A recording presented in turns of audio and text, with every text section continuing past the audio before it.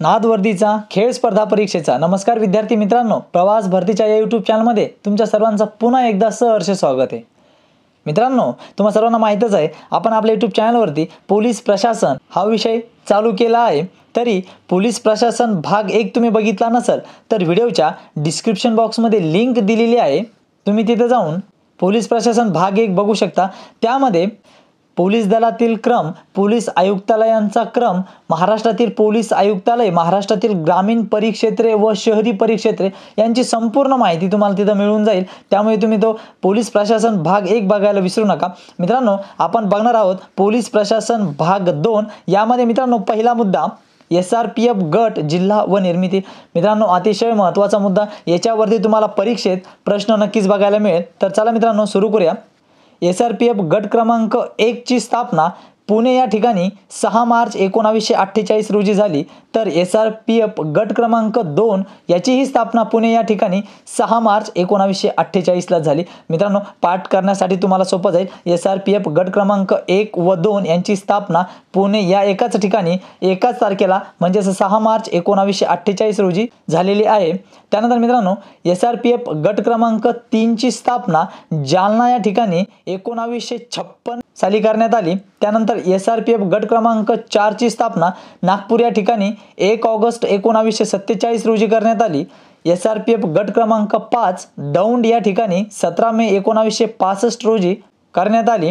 SRPF गट क्रमांक 6 धुळे या ठिकाणी 9 नोव्हेंबर 1965 रोजी करण्यात आली।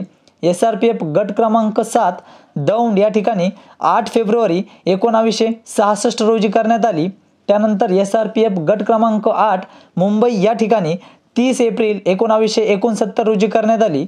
SRPF गट क्रमांक 9 अमरावती या ठिकाणी 29 जून 1974 रोजी करण्यात आली। SRPF गट क्रमांक 10 सोलापूर या ठिकाणी 15 जून 1985 रोजी करण्यात आली। त्यानंतर SRPF गट क्रमांक 11 नवी मुंबई या ठिकाणी 1992 रोजी करण्यात आली।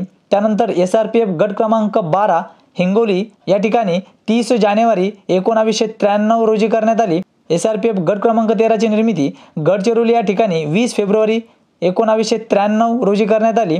SRPF गट क्रमांक 14 व मित्रांनो हा IRB चा पहिला ग्रुप हा लक्षामध्ये ठेवा। SRPF गट क्रमांक 14 म्हणजेच IRB चा गट क्रमांक पहिला हा छत्रपती संभाजीनगरमध्ये 1 एप्रिल 2007 ला स्थापन करण्यात आला। त्यानंतर SRPF गट क्रमांक 15 म्हणजेच IRB चा गट क्रमांक 2 याची निर्मिती गोंदिया या ठिकाणी 18 जून 2009 ला करण्यात आली। त्यानंतर SRPF गट क्रमांक 16 म्हणजेच IRB चा गट क्रमांक 3 याची निर्मिती कोल्हापूर या ठिकाणी नोव्हेंबर 2011 ला करण्यात आली। त्यानंतर SRPF गट क्रमांक 17 म्हणजेच IRB चा गट क्रमांक 4 याची निर्मिती बल्लारपूर या ठिकाणी सप्टेंबर 2019 ला करण्यात आली। त्यानंतर SRPF गट क्रमांक 18 म्हणजेच IRB चा 5वा गट याची स्थापना अकोला या ठिकाणी सप्टेंबर 2019 ला करण्यात आली। व त्यानंतर मित्रांनो SRPF गट क्रमांक 19 याची स्थापना कुसडगाव म्हणजेच अहमदनगर या ठिकाणी सप्टेंबर 2019 ला करण्यात आली। त्यानंतर मित्रांनो यामध्ये महत्त्वाचं म्हणलं तर राज्यातील महिलांसाठी पहिला राज्य राखीव पोलीस बल म्हणजेच SRPF नागपूरमधील कोटोल येथे जुलै 2020 पासून स्थापन करण्यात आला। मित्रांनो यावरती प्रश्न येण्याची शक्यता आहे, त्यामुळे हे वाक्य तुम्ही नोट करून ठेवा। सर्वात महत्त्वाचा मुद्दा मित्रांनो, SRPF वरील भरतीला वारंवार पडलेले प्रश्न तुम्हाला आपण प्रयत्न केलेला आहे सरळ वाक्यामध्ये देण्याचे। आपण प्रश्न या ठिकाणी दिलेला नाही मित्रांनो, तुम्ही त्या ठिकाणी लक्षामध्ये घ्या। आपण प्रश्न कसे येतात त्यावरती हेही तुम्हाला या ठिकाणी सांगणार आहोत, परंतु तुम्ही हे वाक्य नोट्स करून ठेवा मित्रांनो व पाठांतर करून ठेवा। याच्यावरती 100% प्रश्न भरतीला बघायला मिळतो। त्यामध्ये मित्रांनो पहिला बघूया, दिल्लीतील निर्भया अत्याचार प्रकरणानंतर बाल गुन्हेगारांचे वय 18 वरून 16 वर्ष करण्यात आले। मित्रांनो दिल्लीमध्ये निर्भया अत्याचाराचे जे काही प्रकरण घडलं होतं त्यानंतर बाल गुन्हेगारांचं जे काही वय 18 होतं त्याच्यामध्ये बदल करून सरकारने त्याचे वय 16 वर्ष करण्यात आले आहे। मित्रांनो लक्षामध्ये घ्या, भरतीला याच्यावरती येणारा प्रश्न, दिल्लीतील निर्भया अत्याचार प्रकरणानंतर बाल गुन्हेगारांचे वय 18 वरून किती वर्ष करण्यात आले आहे, तर 16 वर्ष करण्यात आले आहे। त्यानंतर मित्रांनो राज्याच्या पोलीस प्रमुखांना पोलीस महासंचालक म्हणतात. आपण पोलीस प्रशासन भाग 1 मध्येच बघितले मित्रांनो. महाराष्ट्र राज्यातील पोलीस दलातील सर्वोच्च पद म्हणजेच पोलीस महासंचालक हे आहे. तर मित्रांनो राज्याच्या पोलीस प्रमुखास काय म्हणतात तर पोलीस महासंचालक म्हणतात. हे तुमच्या प्रश्नाचं उत्तर. त्यानंतर मित्रांनो पोलीस स्मृती दिन म्हणून 21 ऑक्टोबर पाळला जातो. तर मित्रांनो आपण समजून घेऊ पोलीस स्मृती दिन 21 ऑक्टोबर म्हणून का पाळला जातो. तर लक्षात घ्या मित्रांनो या दिवशी लडाख येथे 1959ला चीन सैनिकांना तोंड देताना 10 CRPF जवान शहीद झाले होते. मित्रांनो लक्षामध्ये घ्या 1959ला लडाख या ठिकाणी चीनच्या सैनिकांना तोंड देताना भारत देशाचे 10 CRPF जवान शहीद झाले होते. म्हणून 21 ऑक्टोबरला पोलीस स्मृती दिन आपण पाळतो. हे लक्षामध्ये घ्या. पोलीस स्मृती दिन केव्हा पाळला जातो तर 21 ऑक्टोबर हे लक्षामध्ये घ्या. किंवा मित्रांनो कोणत्या वर्षी चीनच्या सैनिकांना तोंड देताना 10 CRPF जवान शहीद झाले होते तर 1959ला हे तुमच्या प्रश्नाचं उत्तर असेल.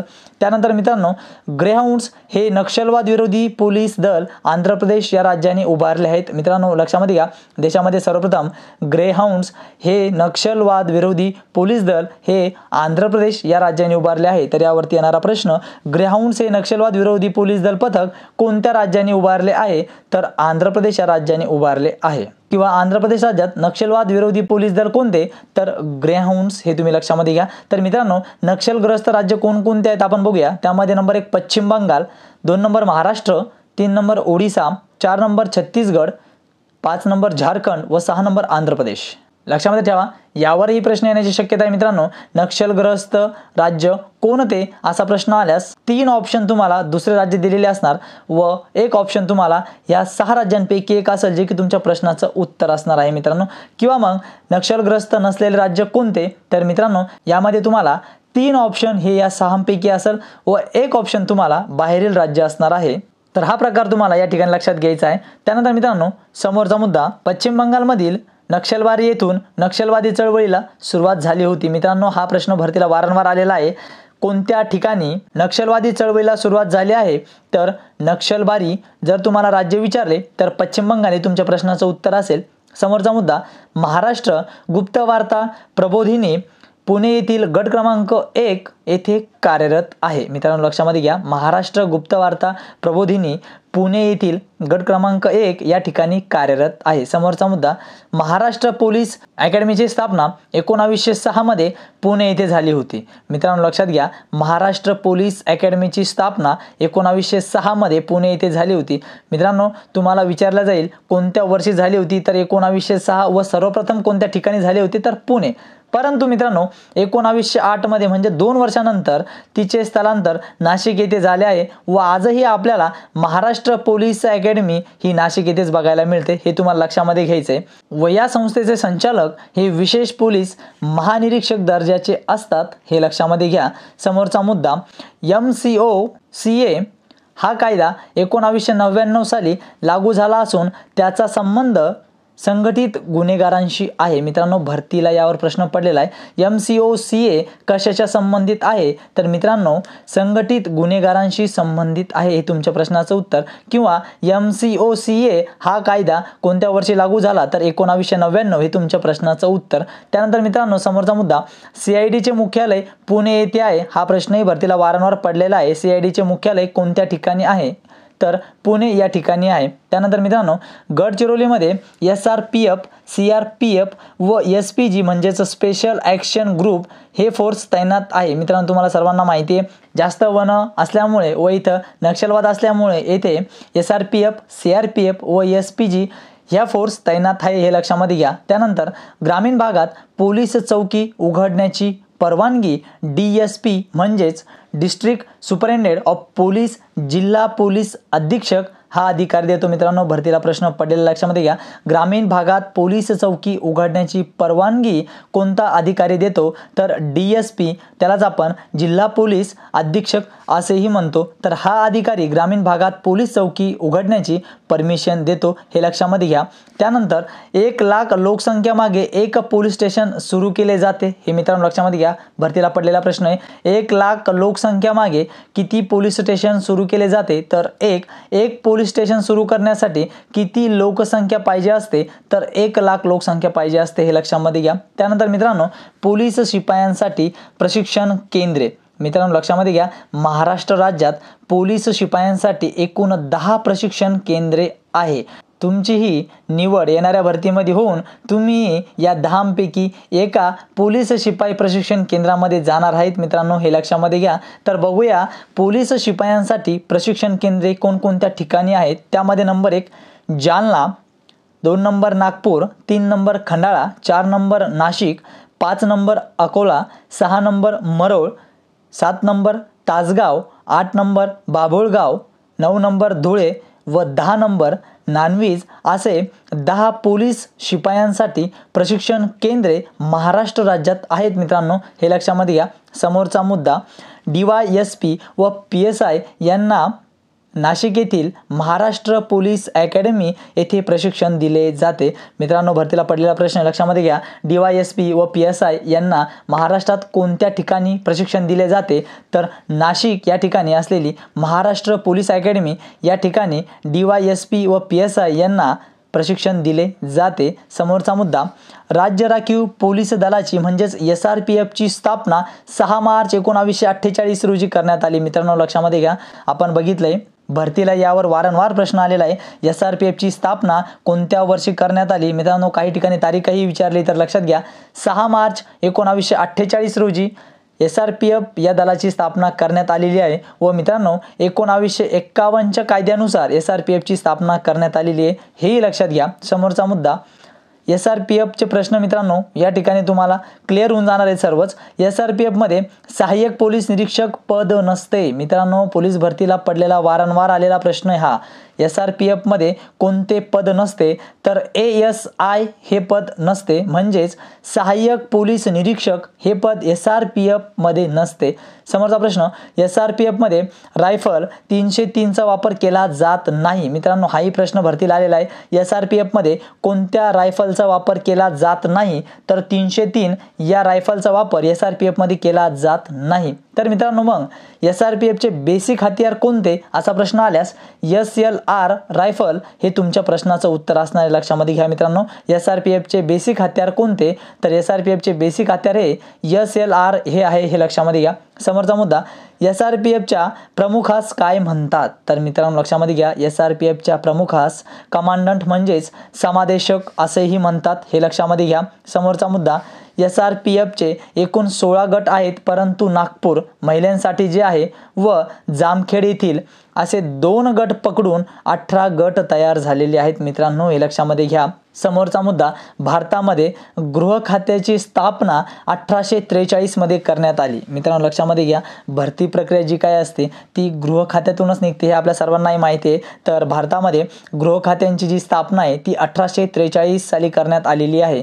त्यानंतर समोरचा मुद्दा, पोलीस दलाच्या आधुनिकीकरणासाठी CCTNS म्हणजेच crime and criminal tracking network system या गव्हर्नन्स प्रणालीचा वापर केला जात आहे.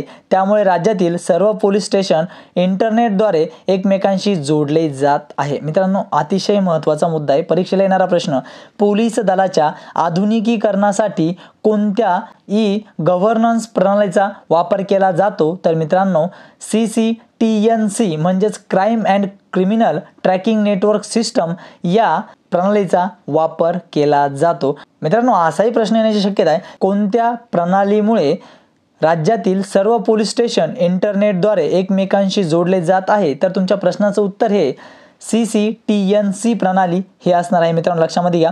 त्यानंतर यामध्ये समोरचा मुद्दा, महाराष्ट्र पोलिसांचा रेझिंग डे हा 2 जानेवारीला साजरा होतो. मित्रांनो लक्षामध्ये घ्या, आपण पहिलेही एक तारीख पाठ केली आहे.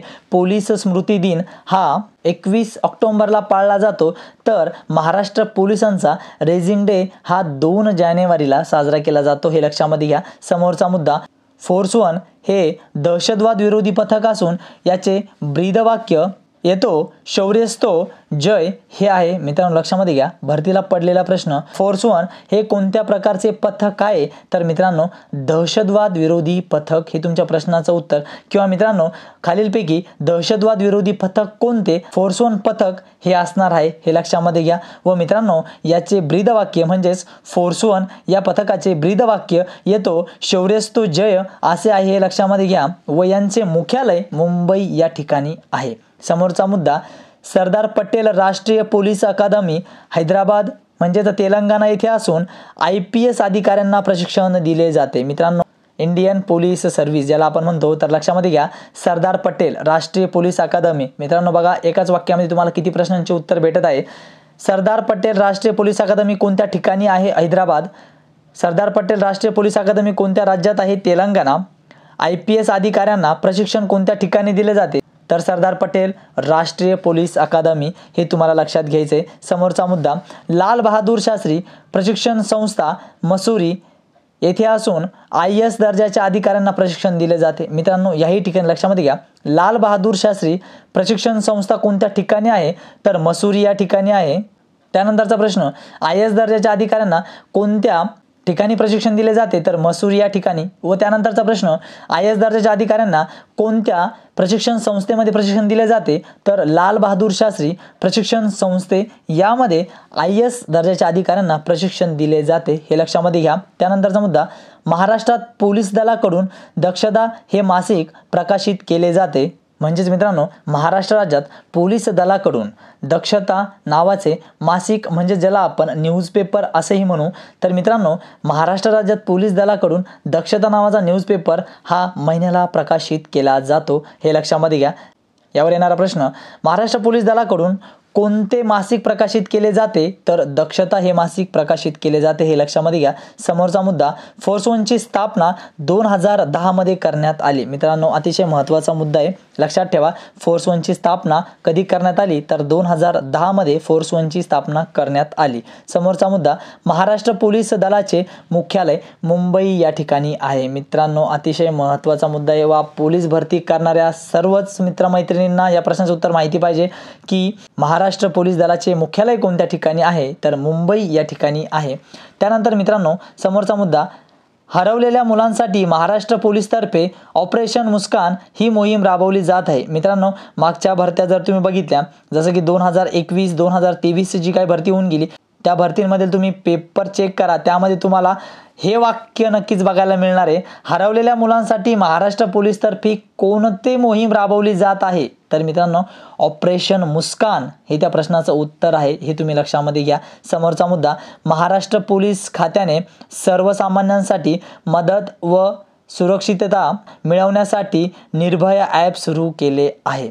मित्रांनो महाराष्ट्र पोलिसांनी सर्वसामान्य जनतेसाठी मदत व सुरक्षितता मिळण्यासाठी निर्भया नावाचं ॲप सुरू केलं आहे. यावर येणारा प्रश्न, महाराष्ट्र पोलीस खात्याने सर्वसामान्यांसाठी मदत व सुरक्षितता मिळवण्यासाठी कोणते ॲप सुरू केलेले आहे? तर निर्भया ॲप सुरू केले आहे. निर्भया ॲप कोणासाठी सुरू केले आहे? तर सर्वसामान्यांसाठी सुरू केले आहे, हे तुम्हाला लक्षामध्ये घ्यायचं आहे. त्यानंतर मित्रांनो समोरचा मुद्दा, यामध्ये होमगार्डचा प्रमुख हा महासमादेशक असतो, तर यांची स्थापना 1946 झालेली आहे. त्यानंतर मित्रांनो SRPFचा रेझिंग डे हा 6 मार्चला साजरा केला जातो. मित्रांनो आपण आत्ताच बघितलं होतं, पोलीस स्मृती दिन हा 21 ऑक्टोबरला पाळला जातो. पोलिसांचा रेझिंग डे हा 2 जानेवारीला, तर मित्रांनो SRPFचा रेझिंग डे हा 6 मार्चला असतो, हे लक्षामध्ये घ्या. त्यानंतर SRPFमध्ये वापरले जाणारे सर्वात आधुनिक हत्यार कोणते असा प्रश्न आल्यास तुमच्या प्रश्नाचं उत्तर हे MP5 हे हत्यार असणार आहे. मित्रांनो लक्षामध्ये घ्या. मित्रांनो SRPFचं बेसिक हत्यार म्हणजेच SLR, तर मित्रांनो SRPFमध्ये वापरले जाणारे सर्वात आधुनिक हत्यार कोणते? तर MP5 हा फरक तुम्हाला लक्षामध्ये घ्यायचा आहे. त्यानंतर मित्रांनो समोरचा मुद्दा, महाराष्ट्र राज्याच्या पोलीस ध्वजावर हाताचा पंजा आहे, हे आपल्या सर्वांना माहिती आहे. आपल्याला दिसून येतं महाराष्ट्र राज्याच्या पोलिसांच्या झेंड्यावरती हाताचा पंजा आपल्याला बघायला मिळतो. त्यानंतर मित्रांनो समोरचा मुद्दा, महाराष्ट्र गुप्तवार्ता प्रबोधिनी पुणे या ठिकाणी आहे सध्याला, हे लक्षामध्ये घ्या. समोरचा मुद्दा, 303 ही शस्त्र गडचिरोली पोलीस दल अभियानात वापरत नाहीत. त्यानंतर मित्रांनो देशातील दहशतवादी संघटनांचा तपास करणारी केंद्रीय यंत्रणा कोणती? असा प्रश्न भरतीला पडलेला आहे मित्रांनो. त्यामुळे आपण या ठिकाणी सरळ सरळ तुम्हाला वाक्य दिलंय, तुम्ही नोट करून ठेवा. देशातील दहशतवादी घटनांचा तपास करणारी केंद्रीय यंत्रणा कोणती? तर NIA म्हणजेच नॅशनल इन्व्हेस्टिगेशन एजन्सी. हे लक्षामध्ये घ्या. व याचे मुख्यालय मित्रांनो जर तुम्हाला विचारले NIA चे मुख्यालय कोणत्या ठिकाणी आहे तर दिल्ली या ठिकाणी यांचे मुख्यालय आहे.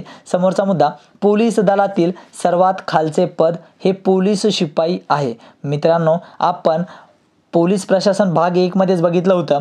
पोलीस दलातील सर्वोच्च पद हे पोलीस महासंचालक आहे, तर सर्वात खालचे पद हे पोलीस शिपाई हे आहे. त्यानंतर मित्रांनो समोरचा मुद्दा, C-16 फोर्सचे ब्रीदवाक्य वीर भोया वसुंधरा हे आहे. मित्रांनो लक्षामध्ये घ्या, C-16 फोर्सचे ब्रीदवाक्य वीर भोया वसुंधरा हे आहे. समोरचा मुद्दा, C-16 हे फोर्स KP रघुवंशी यांच्या कार्यकाळात गडचिरोली जिल्ह्यात नक्षलवाद प्रतिबंधनासाठी निर्माण केली आहे. मित्रांनो C-16 ही फोर्स कोणाच्या कार्यकाळात स्थापन झाली आहे किंवा निर्माण झाली आहे तर लक्षामध्ये ठेवा, C-16 ही फोर्स KP रघुवंशी यांच्या कार्यकाळात निर्माण झाली आहे. व मित्रांनो जर असा प्रश्न आला C-16 ही फोर्स कोणत्या ठिकाणी स्थापन करण्यात आली होती तर मित्रांनो गडचिरोली या ठिकाणी स्थापन करण्यात आली होती.